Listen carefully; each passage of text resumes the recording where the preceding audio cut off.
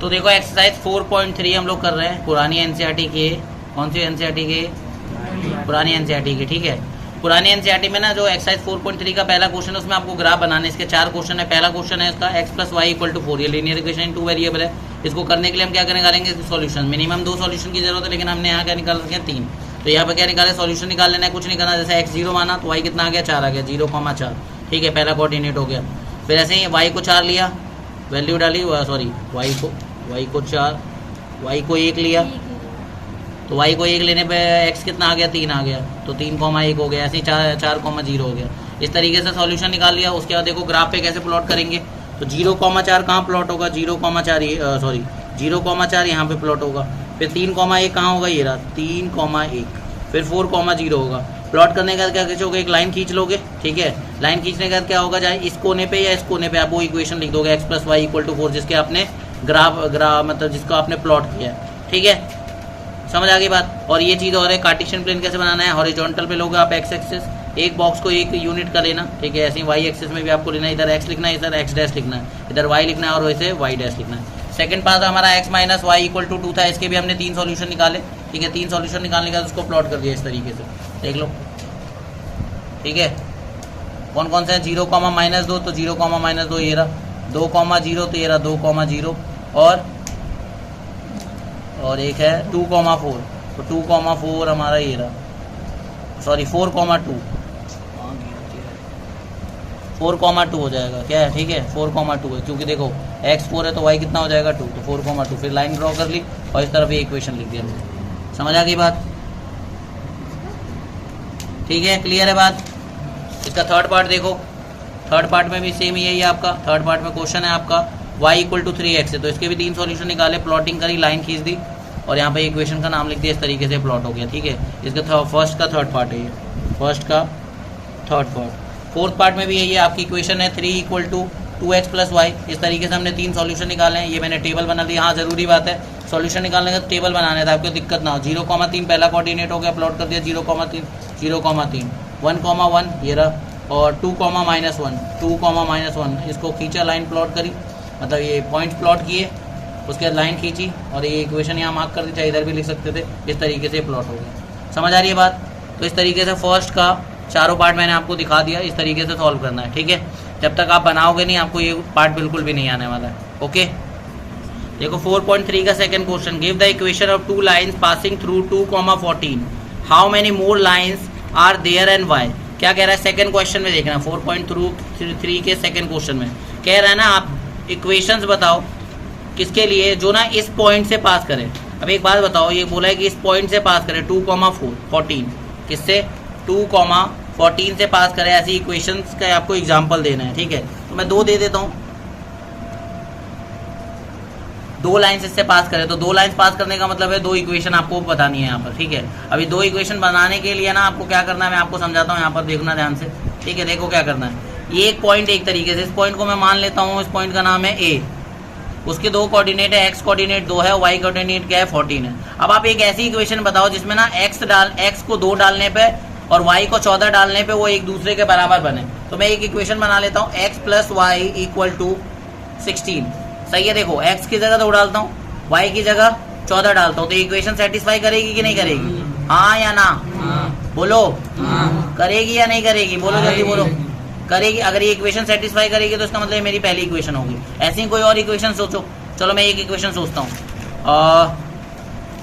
x - y = -12। बोलो कौन कौन कह रहा है अगर ये इससे? देखो x - y कहते हैं, x की जगह 2 डालो, y की जगह 14 डालो, सॉल्व करके -12 भी आएगा। ऐसी बहुत सारी इक्वेशन और बना सकते हो, ठीक है। तो हमें कितनी बतानी थी? 2, तो हमने यहाँ पे 2 एग्जाम्पल दे दिया, ठीक है। सेकंड आ गया समझ? माइनस का 12 बेटे, हाँ देखो भाई, -12 आएगा बेटे। देखो यहाँ पर x को 2 डालो, यहाँ पे y को 14 डालो, 2 - 14 कितना होगा? -12। केशव बेटे कोई दिक्कत तो नहीं है? अच्छा, सेकंड क्वेश्चन में देखो, ये तो हमने कर लिया। इसके बाद how many more line such are there and why, कह रहा है कि कितनी लाइन 2,14 से पास हो सकती हैं। तो ऐसी बहुत सारी, एक पॉइंट से आपको पता है ना, बहुत सारी लाइन पास हो सकती है। तो आपका आंसर हो जाएगा इनफाइनाइट। क्या हो जाएगा आपका आंसर? इनफाइनाइट, ठीक है, ओके। 4.3 का थर्ड क्वेश्चन देखो, यहाँ पर क्या बोला है थर्ड क्वेश्चन में, if the point 3,4 lies on the graph of the equation 3y equal to ax plus 7, find the value of a। ये तो बिल्कुल k वाले क्वेश्चन की तरह है। यहाँ पर क्या बोला है, ये जो पॉइंट है ना 3,4, ये इस इक्वेशन का जो ग्राफ पे लाइन बनती है उसका ये सॉल्यूशन एक तरीके का, या उस पे लाई करता है। अगर कोई पॉइंट किसी linear equation in two variable के ग्राफ वाली लाइन पर लाई करता है, इसका मतलब ये उसका सॉल्यूशन होगा। तो इसके हिसाब से x तुम्हारा 3 हो जाएगा, y तुम्हारा 4 हो जाएगा, जिसको आप इसमें पुट कर दोगे। पुट करने के बाद आपके पास एक वेरिएबल बचेगा जो कि a होगा, आप उसको सॉल्व कर लोगे। तो यहाँ पर मैं आपको सॉल्व करके दिखाता हूँ, इस साइड में देखना, राइट साइड में, ठीक है। ये 3,4 है, इसकी मदद से आपने x पता किया क्या 3, और y पता क्या कर लिया 4। आपको इक्वेशन क्या दी है 3x इक्वल 3y है ना, 3y दिया ना, 3y equal to ax plus 7। अब y की जगह क्या पुट करेंगे, y की वैल्यू 4 इक्वल टू में a मल्टीप्लाई 3 प्लस 7, 3 4 जा 12, 3 इंटू ए क्या हो जाएगा 3a, ठीक है, प्लस 7 a है। अब देखो ये इसके साथ प्लस हो रहा है 7, तो पहले इधर आके ये क्या हो जाएगा माइनस, ठीक है, ये बचेगा 5, 3a, a और 3 मल्टीप्लाई हो रहे हैं तो इधर आके क्या हो जाएंगे, तो 5/3, तो a की वैल्यू क्या आ गई 5/3। समझ आई बात? तो value of a is 5/3। Clear? देखो फोर्थ क्वेश्चन, देखो यहाँ पर fourth question, taxi fare in a city is as follows. एक शहर है उसमें ना जो टैक्सी का किराया वो इस तरीके से है। शुरू के पहले किलोमीटर के लिए ना जो किराया लगता है वो 8 किलोमीटर। आप कितना भी सफर करो, शुरू का 1 किलोमीटर का कितना किराया लिया जाएगा 8 kilometre. And for the subsequent distance, और आगे की दूरी के लिए क्या लिया जाएगा, हर किलोमीटर का 5 रुपए। ठीक है, पहले ये बात समझे, पहले 1 किलोमीटर का 8 और बाकी के हर 1 किलोमीटर का कितना लिया जाएगा 5 रुपए। Taking the distance covered as x kilometre and the total fare as y rupees. क्या कह रहा है कि जितनी दूरी तय करी गई उसे आप x मान लो, ठीक है, और जो टोटल गिराया है उसे y ले लो। तो कह रहा है कि एक लीनियर इक्वेशन बनाओ जो ऊपर जानकारी दी है उसके हिसाब से, एंड ड्रॉ इट्स ग्राफ, और उसका ग्राफ भी प्लॉट करो। देखो इक्वेशन मैं बना दे रहा हूँ, ग्राफ आप प्लॉट कर देना। आप खुद सोचो उन्होंने क्या बोला है, पहले 1 किलोमीटर का कितने रुपए लेंगे 8 रुपए, और बचे हुए जो भी आप डिस्टेंस ट्रेवल करोगे जितना भी करोगे 5 रुपए लेंगे। तो उन्होंने बोला ना टोटल दूरी को क्या लो, टोटल डिस्टेंस जो चले हो आप टैक्सी से x, और जो टोटल किराया लगा उसे y। तो according to question 4, total distance कितना हो गया, टोटल डिस्टेंस कितना हुआ, टोटल डिस्टेंस हो गया हमारा x, ठीक है, x किलोमीटर, और टोटल किराया कितना हो गया, टोटल फेयर, अंग्रेजी में फेयर बोलते हैं FARE, वो हो गया y रुपीज। ठीक है, पहले बताओ ये मानना समझ आया? अच्छा एक बात बताओ, अगर शुरू के 1 किलोमीटर का 8 रुपए लग रहा है ना, शुरू के 1 किलोमीटर का 8 रुपए लग रहा है, तो बची हुई दूरी कितनी हो जाएगी x माइनस 1, हाँ या नहीं? तो कॉस्ट ऑफ 1 किलोमीटर राइड कितने रुपए हैं, 8 रुपए। तो कॉस्ट ऑफ रिमेनिंग डिस्टेंस क्या बचा ये बताओ, टोटल डिस्टेंस कितना था x, उसमें से 1 किलोमीटर हटा दो, क्या हो जाएगा x माइनस 1, उसका क्या हो जाएगा, कॉस्ट की जगह फेयर लिख लो, FARE फेयर, और यहाँ पर भी लिख लो fare of remaining distance x minus 1 kilometre कितना हो जाएगा, x माइनस 1 मल्टीप्लाई 5। देखो 1 किलोमीटर का 1 मल्टीप्लाई 8 हो गया, यानी कि 8 रुपए। बचा हुआ दूरी कितना है, x माइनस 1 है। अब उसने कहा था ना शुरू के 1 किलोमीटर का 8 लेंगे और फिर हर किलोमीटर का कितना लेंगे, तो मैं कहता हूँ मैं x किलोमीटर चलाऊं, तो x किलोमीटर चलाऊं तो उसमें से 1 किलोमीटर का तो 8 रुपए दे दूंगा, जो बचा हुआ यानी x माइनस 1 उसके कितने रुपए दूंगा, उसको किससे गुणा करूंगा 5 से। अब अकॉर्डिंग टू क्वेश्चन क्या इक्वेशन बन रही है, देखो 1 multiply 8 plus x minus 1 multiply 5, पहले किलोमीटर का 8 रुपए, बचे हुए दूरी का 5 से गुणा किया, तो किसके बराबर आना चाहिए बताओ, टोटल किराया कितना दूंगा, पहले बता चुके हैं y। तो इक्वेशन बन गई देखो। अब इसको आपको थोड़ा सा सॉल्व करना है बस, और कुछ नहीं करना। 5 को x से मल्टीप्लाई करोगे 5x, 5 1 जा माइनस का 5 हो जाएगा क्योंकि माइनस का है y, ठीक है, ये हो गया।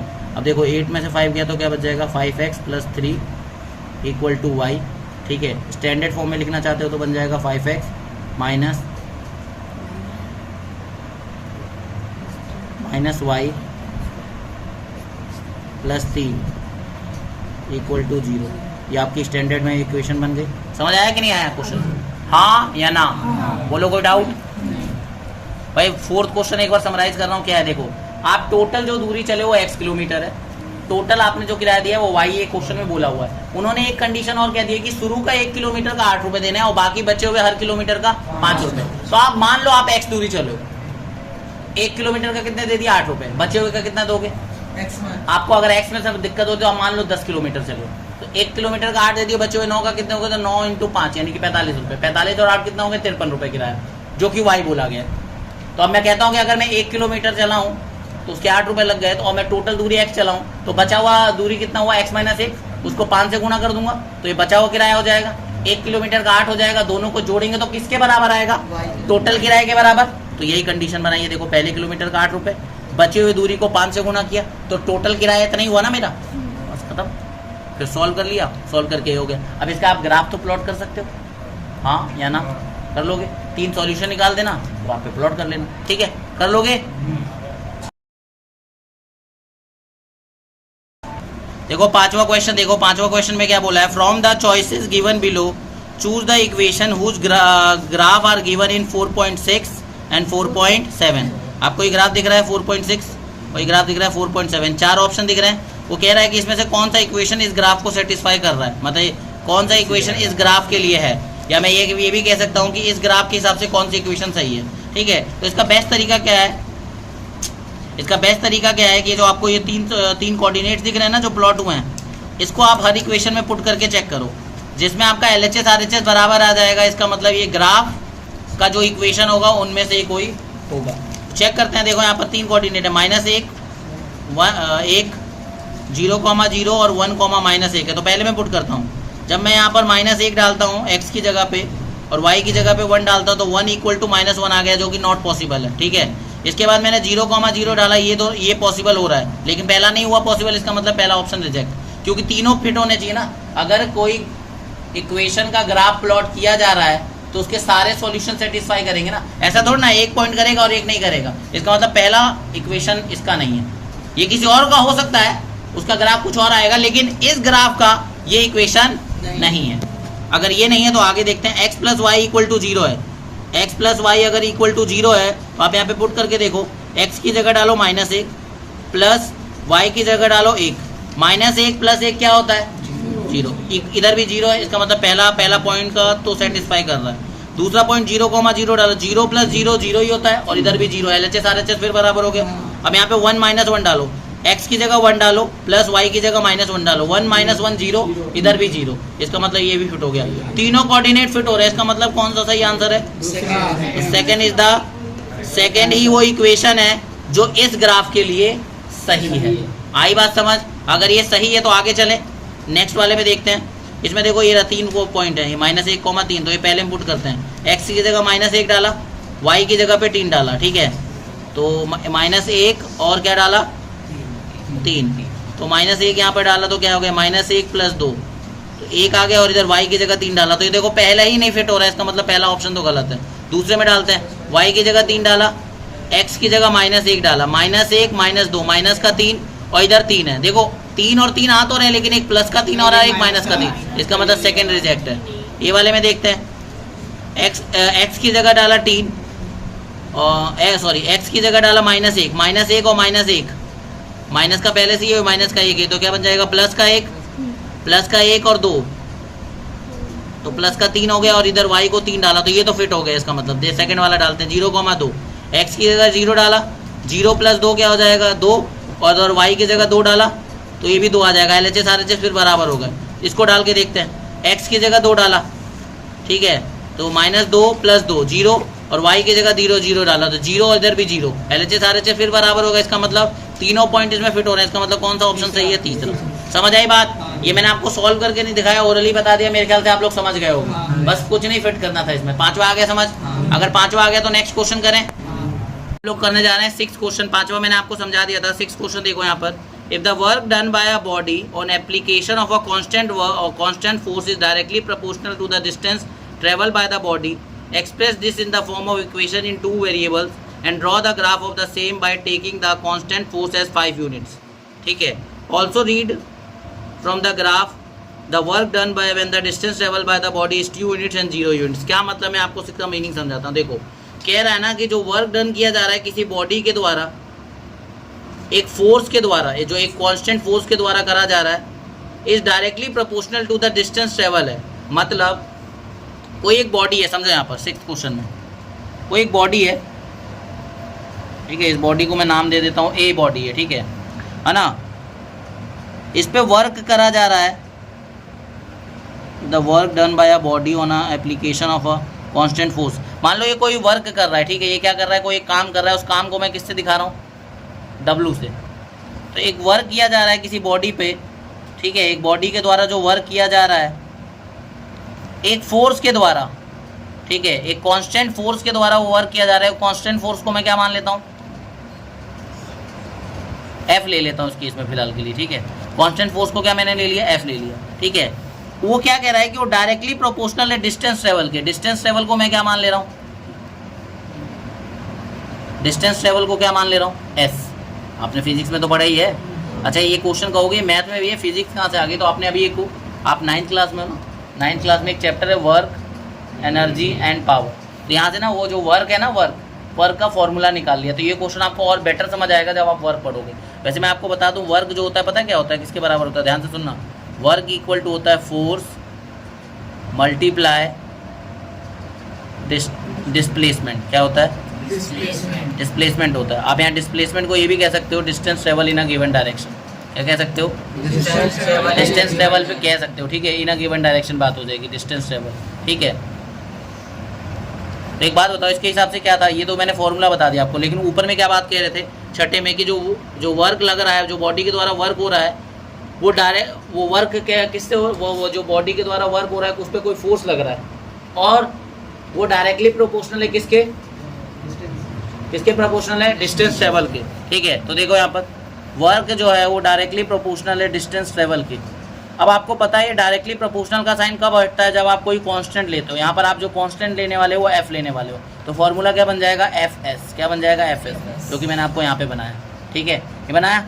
अब इसके बाद क्या बोला है, तो यहाँ पे मैंने इक्वेशन तो तैयार कर ली, ठीक है, जहाँ पे एक वेरिएबल मेरा W है और दूसरा वेरिएबल क्या है मेरा S है। हो गया, F भी तो वेरिएबल है, F को कांस्टेंट लिया ना, इसका मतलब यहाँ कोई वैल्यू पुट होगी, ठीक है। देखो आगे पढ़ूंगा तब पता चलेगा। कह रहा है कि इसको आप इक्वेशन में बताओ 2 वेरिएबल के अंदर, और हाँ ध्यान रखना कि 2 वेरिएबल के बाद क्या है, एक ग्राफ बनाना जहाँ पे कांस्टेंट फोर्स को आप क्या ले लो, 5 ले लो। यानी आप कांस्टेंट फोर्स को आप क्या ले लो, 5 ले लो। जैसे ही आप कांस्टेंट फोर्स यानी F को 5 लोगे, ये इक्वेशन क्या बन जाएगी, W इक्वल टू 5S। तो यहाँ पर देखो 2 वेरिएबल हो गए, X और Y तो नहीं है, लेकिन X को आप कह सकते हो क्यों W हो गया, और Y को आप क्या ले सकते हो, S ले दो। तो एक तरीके से इक्वेशन बनी कि नहीं बनी है, हाँ या ना। तो W इक्वल टू 5S, ये हमारी लीनियर इक्वेशन इन 2 वेरिएबल बन गई, ठीक है। अब इसको अब क्या करना है, ग्राफ पे प्लॉट करना है। तो एक काम करता हूँ, मैं बता देता हूँ, X को मैंने W मान रखा है और Y को क्या मैंने ले रखा है, S ले रखा है, ठीक है। अब इसके हिसाब से आप X एक्सिस बनाना, Y एक्सिस बनाना, 3 सॉल्यूशन निकाल लेना, और सॉल्यूशन निकालने के बाद क्या कर दोगे, इसको ग्राफ पे प्लॉट कर दोगे। इसके बाद क्या कहा है उन्होंने, अब ग्राफ में ना आप क्या करो कि मान लो ना अगर 2 यूनिट लेते, डिस्टेंस को अगर आप 2 लेते, डिस्टेंस को 2 लेने का मतलब क्या है, अगर आप S को 2 लेते तो वर्क डन कितना आ जाता, S को 2 लोगे तो वर्क डन आ जाता 10, वर्क डन कितना आ जाता 10 जूल। 0 लेते हैं S को तो वर्क डन कितना हो जाता, 0 जूल। अच्छा ये कहोगे ये जूल क्या बोल रहे हो, तो वर्क का SI यूनिट जूल होता है, ठीक है, समझ आई बात। और S का SI यूनिट मीटर होता है। ये बात दिमाग में है कि नहीं है, ठीक है ना, ठीक है। तो एक काम करते हैं ना, मैं आपके लिए इसका सॉल्यूशन निकाल देता हूँ 3। तो सबसे पहले लिख लेंगे put S equal to 1, S को 1 करेंगे तो W कितना आ जाएगा, 5 मल्टीप्लाई 1 यानी कि 5। यहाँ टेबल बना लेते हैं, S और X को क्या लिया हमने, W लिया ना, तो W X equal to W, Y equal to S। ये ऐसे में मान क्यों ना, ताकि आपको कन्फ्यूजन ना हो, क्योंकि आपको X और Y में आदत है ना, लेकिन हमें यहाँ W का वेरिएबल यूज़ करना पड़ रहा है, तो हमें ऐसे कर लेना है, ठीक है। 3 सॉल्यूशन निकाल रहा हूँ, तो मैंने S को जब 1 लिया तो W कितना आ गया, 5। तो एक काम करता हूँ, W को 0 ले लूँ, W को 0 लूँगा तो W को 0 लेने पे S कितना आ जाएगा बताओ, 0 इक्वल टू 5 मल्टीप्लाई S को यहीं छोड़ेंगे 0/5, तो S कितना आ जाएगा, 0। तो 0 लेने पे दोनों 0 आ गए। अब एक काम करते हैं, एस को 2 ले लेता हूँ, या एस को -1 ले लेता हूँ। क्या ले लेता हूँ? एस को -1 लूँगा तो W कितना आ जाएगा? 5 × -1 यानी कि -5। एस को जब मैंने -1 लिया तो W क्या आ गया मेरा? -5 आ गया। अब आपको क्या करना है? ग्राफ पे प्लॉट कर लेना है। कर लोगे ग्राफ पे प्लॉट, या मैं करके बताऊँ? ठीक है, कर लोगे? ठीक है, कोई नहीं, मैं आपको एक इमेज इसके बाद आपको दिख जाएगी स्क्रीन के ऊपर, तो आप देख लेना, उस तरीके से ग्राफ प्लॉट होगा। ठीक है, क्या इसके जो 2 पार्ट है ग्राफ की मदद से करोगे, ठीक है, तो ग्राफ की मदद से करोगे, लेकिन मैं आपको यहाँ पे सॉल्व करके दिखा देता हूँ। सॉल्व कैसे होगा देखो यहाँ पर, इस तरीके से। फर्स्ट पार्ट है, उन्होंने क्या बोला है? एस को क्या लेना है? 2। एस को 2 लोगे तो W कितना आ जाएगा? 5 × 2 यानी कि 10। और जब एस को 0 लोगे, सेकेंड पार्ट है, W = 5S था, W = कितना आ जाएगा? 5 × 0, W कितना आ जाएगा? 0। आया समझ? तो आपका हो गया 6th क्वेश्चन। ठीक है, आया समझ कि नहीं आया? देखो 7th क्वेश्चन देखो। अब यामिनी और फातिमा जो हैं, 2 स्टूडेंट है क्लास 9th के एक स्कूल में, ठीक है, वो दोनों मिल के 100 रुपये देते हैं प्रधानमंत्री रिलीफ फंड में। अब ये प्राइम मिनिस्टर रिलीफ फंड क्या होता है? देखो, एक तरीके से फंड बनाया जाता है कि जैसे कभी कोई बाढ़ आ गई कहीं पे या कुछ आ गया तो लोग उसमें दान देते हैं। तो ऐसे ही किसी स्कूल की 2 स्टूडेंट्स थी, यामिनी और फातिमा, इन दोनों ने मिलके 100 रुपये दान दिए। 9वीं क्लास के बच्चे के लिए 100 रुपये बहुत बड़ी बात है। ठीक है, उन्होंने इतना कंट्रीब्यूट किया प्राइम मिनिस्टर रिलीफ फंड के लिए, ये भी बड़ी बात है, ताकि वो क्या कर सके, भूकंप के विक्टिम्स, यानी कि भूकंप में जिनकी जान गई है, जो घायल हुए हैं, उनकी मदद हो सके। तो सोचो 2 बच्चों ने किया, ऐसे पूरे देश में बहुत लोगों ने किया होगा, तो अरबों खरबों रुपए का पैसा जमा हुआ होगा, जो क्या करेगा, हेल्प करेगा किनकी? अर्थक्वेक विक्टिम की, जैसे, या कोई और नेचुरल कैलेमिटी हो जाती है उसमें। ठीक है, अभी आपने पीछे या 2 साल पहले, अब कभी ना कभी कोई भी हादसा होता है भूकंप की वजह से, बाढ़ की वजह से, तब भी प्रधानमंत्री रिलीफ फंड में बहुत लोग दान करते हैं। मैंने खुद भी कंट्रीब्यूट कर रखा है काफ़ी बार। ठीक है, उससे क्या होती है, हेल्प होती है, क्योंकि देखो उन पे कभी मुसीबत आई है तो हम पे भी आ सकती है।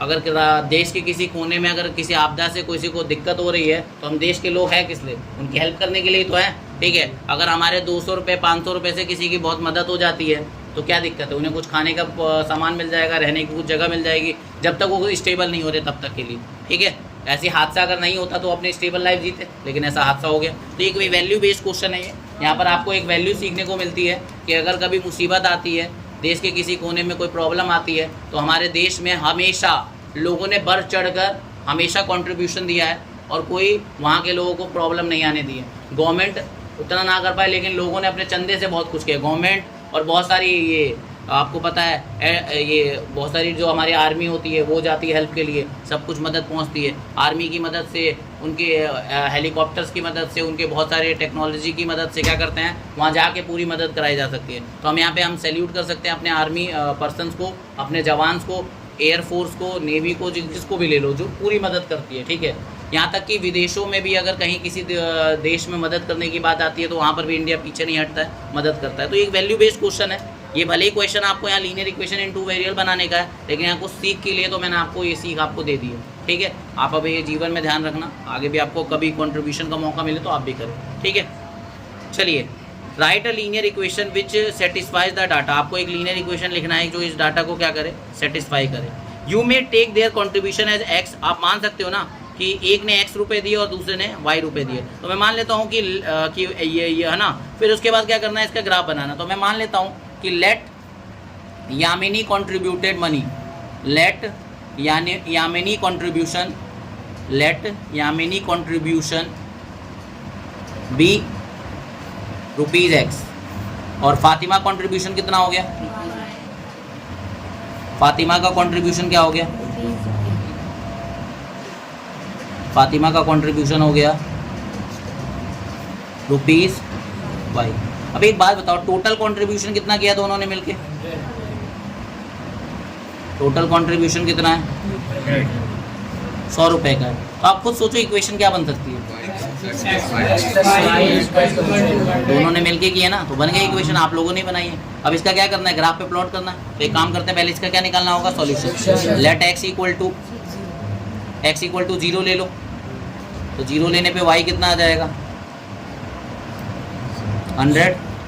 अब एक काम करो, y को 0 ले लो,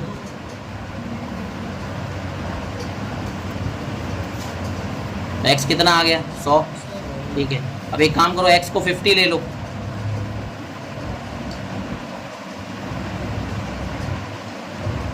फिफ्टी यहाँ पुट करोगे x को तो क्या आ जाएगा, y 50 आ जाएगा, आगे नहीं,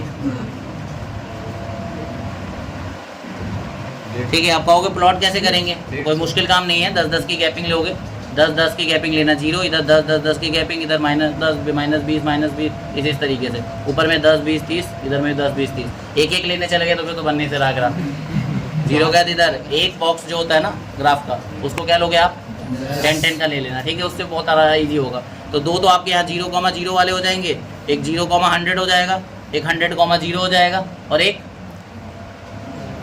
हो जाएगा 50,50, फिर एक लाइन ड्रॉ कर देना, ज़्यादा नहीं, आराम से कवर हो जाएगा। क्यों, देखो इस साइड 10 पॉइंट चाहिए आपको, इस साइड 10 पॉइंट चाहिए, ऊपर में 10 पॉइंट चाहिए और नीचे में 10 पॉइंट चाहिए, आराम से प्लॉट हो जाएगा, ठीक है। तो ग्राफ आप प्लॉट हो जाएगा, इसके जस्ट बाद आपको एक इमेज दिखेगी जिसमें इसका ग्राफ प्लॉट होगा, ठीक है।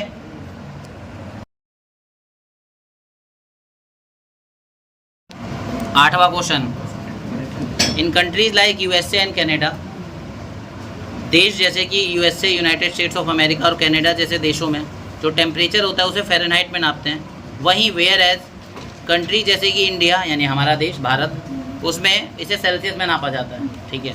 हम लोगों को फ़ारेनहाइट की आदत लगी है, लेकिन हमारे यहाँ सेल्सियस में नापने का ज़्यादा ट्रेंड है, और अमेरिका और कनाडा जैसे देशों में क्या टेम्परेचर को किस में नापने का रेंज है, फ़ारेनहाइट में, ठीक है। Here is it a linear equation that converts Fahrenheit to Celsius.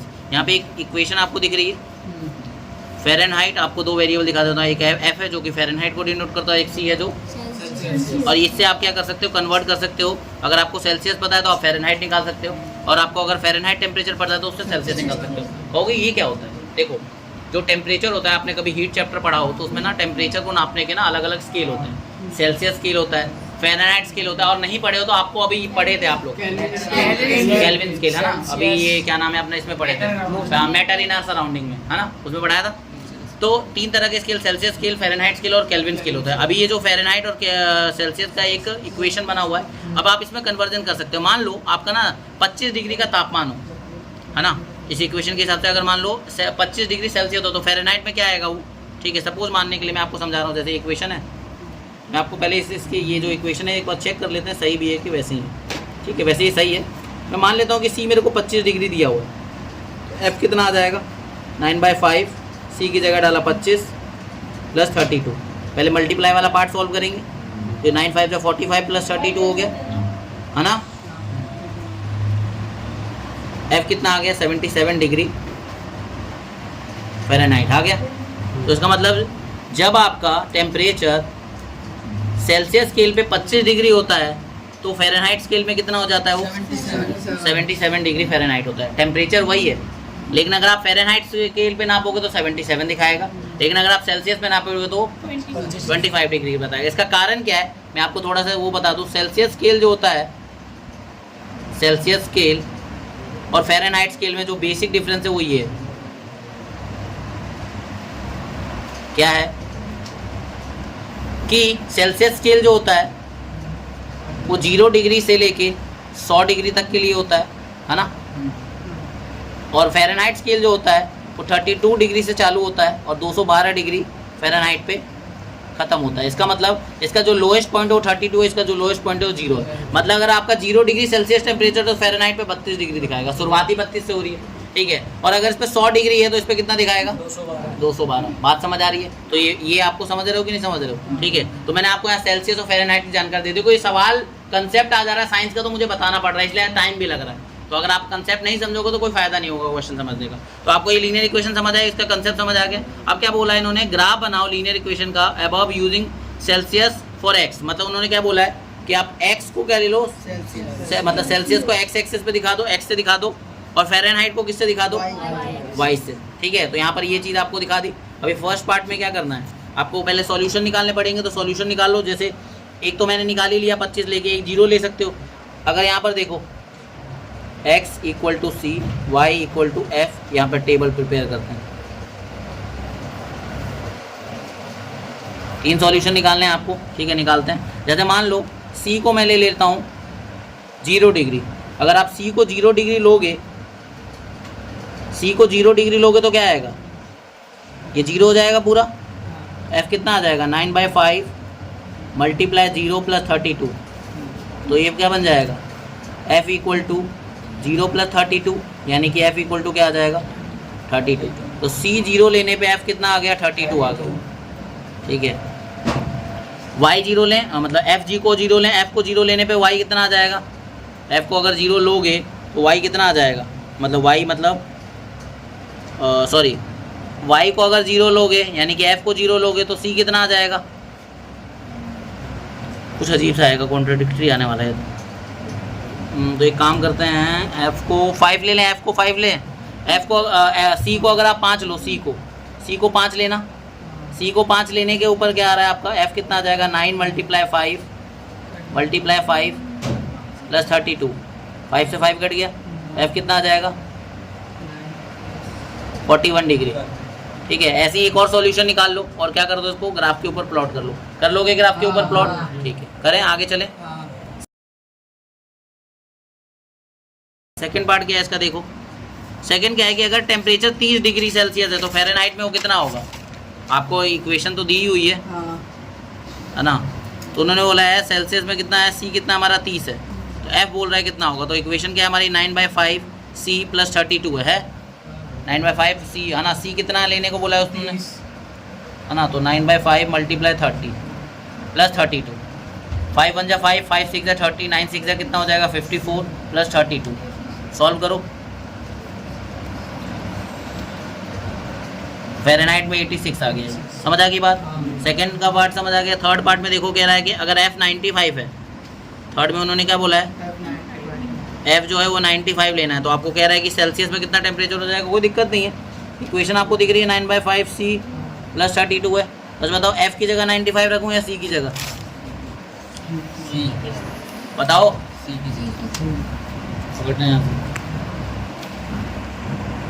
c की जगह कौन ही समझदार है, तेरे कहाँ दिमाग चल रहा है भाई, तेरे को f 95 दिया तो तू c पे रखेगा, यहाँ पे c 30 दिया था मतलब मैंने f पे रखा था ना, हाँ c अगर मैंने 30 दिया था तो c की जगह पे रखा था ना, दिमाग सही जगह पे चलाओ, होश में आ जाओ, होश में। 95 9/5 c + 32, अब किसी को सॉल्व नहीं करने आता तो मैं उसके लिए सॉल्व कर देता हूँ। देखो पहले प्लस हो रहा है तो इधर आके पहले माइनस होगा, लीनियर इक्वेशन सॉल्व हो रही है, देख लो इधर 9/5 c, ठीक है, 32 गया 95 से तो क्या बचेगा, देखो यहाँ पर c है 9c, तो 5 इधर आके मल्टीप्लाई होगा, ये जो मल्टीप्लाई इधर आके क्या होगा डिवाइड होगा, सही है। तो c कितना आ गया 35 डिग्री सेल्सियस आ गया, समझ आ गई बात। ये हमारा हो गया थर्ड पार्ट, ठीक है। थर्ड पार्ट के बाद आ जाओ फोर्थ पार्ट के बाद। फोर्थ पार्ट क्या है हमारा, if the temperature is 0 degree Celsius what is the temperature in Fahrenheit, कह रहा है अगर c 0 डिग्री सेल्सियस मतलब c जो है 0 है तो f कितना होगा, अगर जो f जो है वो 0 है तो टेम्परेचर मतलब c में कितना होगा, ठीक है। तो दोनों को 2 बार लेने के लिए बोला है, तो फोर्थ देखो यहाँ पर c को 0 लेंगे तो f कितना आ जाएगा, फॉर्मूला क्या था यहाँ पे लिख देता हूँ, ठीक है। c को 0 लो, तो हमने पीछे भी अभी सॉल्व किया ही था। वैसे भी आपको पता है, डायरेक्टली भी आप बता सकते थे यहाँ पे, क्योंकि दोनों स्टार्ट ही उससे होते होते तो अपना लोएस्ट पॉइंट आ जाएगा इनका, 32 डिग्री फ़ारेनहाइट हो गया। सेकंड पार्ट में क्या बोला था, f को 0 लो, f को 0 लोगे इस केस में तो 0 = 9/5 c + 32। अब देखो यहाँ पर 0 माइनस का 32 हो जाएगा 9/5 c -32, 0 में से -32 गया तो माइनस का 32 बचा 9/5 c। अब ये पहले मल्टीप्लाई होगा -32 × 5 = 9c, ठीक है। 5 दूना 10 की 0 हाथ से लगी, 5 15 1 16 -160 c इसके साथ मल्टीप्लाई हो रहा है, इधर आके क्या हो जाएगा डिवाइड। अब इसको आप डिवाइड करो,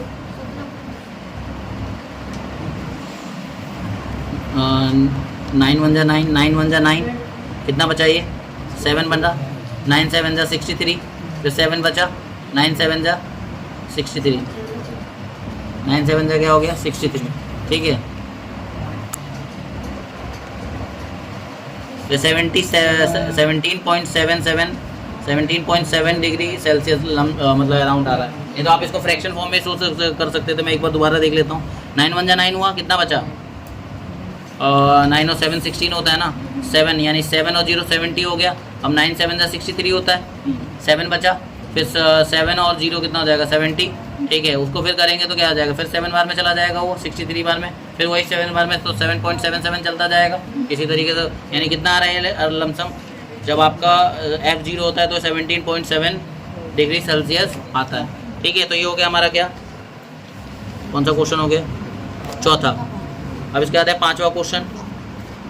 पांचवा क्या है? Is there a temperature which is numerically the same in both Fahrenheit and Celsius. कह रहा है कि क्या कोई ऐसा टेम्परेचर है जो फ़ारेनहाइट और सेल्सियस दोनों में हो? अगर हाँ तो बताओ कौन सा है। कह रहा है कि एक ऐसा टेम्परेचर बताओ जितना फ़ारेनहाइट में होता है उतना सेल्सियस में भी हो। ऐसा कोई टेम्परेचर है? बताओ। किसने कहा नहीं? तुमने चेक किया है क्या? तो तुमने ना कैसे बोल दिया फिर? ठीक है, इसको करने का एक ऑप्शन बताऊँ आपको, बेस्ट तरीका, ठीक है। उन्होंने बोला है कि एक ऐसा टेम्परेचर बताओ जिस पे F और C बराबर हो। F को आपने क्या ले रखा है ना? F equal to C equal to एक X मान लूँ। फॉर्मूला क्या था? तो एक काम करता हूँ ना, F और C तो बराबर कह रहा है ना। वो क्या कह रहा है? एक ऐसा टेम्परेचर बताओ जिस पर F और C दोनों सेम आते हो। तो आपने देखा है C में 0 ले रहा था तो F मेरा आ रहा था 32। कह रहा तो ऐसे ही अगर मैं C की कोई वैल्यू लूँ तो F भी उतना ही आ जाए, ऐसा कुछ है? अगर ऐसा होगा ना, अगर ऐसा होगा तो आप एक काम करो ना, FC को X मान लो और इसके अंदर पुट करो, ठीक है। अब क्या करना है आपको? सॉल्व करना है। x माइनस 9x अपॉन में 5 प्लस में 32, कुछ नहीं है तो 1 है, एलसीएम लेंगे 5, 1 5 या 5 तो ये 5x हो जाएगा, माइनस का 9x इक्वल टू में 32, ठीक है। समझ आ रही है बात? 5x में से 9x गया तो माइनस 4x बचा अपॉन में 5 इक्वल टू 32। इसके बाद देखो यहाँ पर माइनस 4x को यहीं छोड़ो, 5 को इधर ला के मल्टीप्लाई कर लो, 5 टू द 10 की 0 कैरी ओवर 1, 5 के 15 1 16 माइनस का 4x, x इक्वल टू क्या आ जाएगा? 160 अपॉन में माइनस का 4, काटो इसे। हाँ ऐसी वैल्यू है तो माइनस का 40। मतलब अगर आप C को माइनस 40 लो या F को माइनस 40 लो तो आपका जो आंसर आता है वो क्या आता है? इक्वल आता है, ठीक है। एक बार चेक करके देखें क्या? एक बार चेक करते हैं सही है कि नहीं। तो एक काम करते हैं, मैं C की जगह माइनस 40 लिख के देखता हूँ। F equal to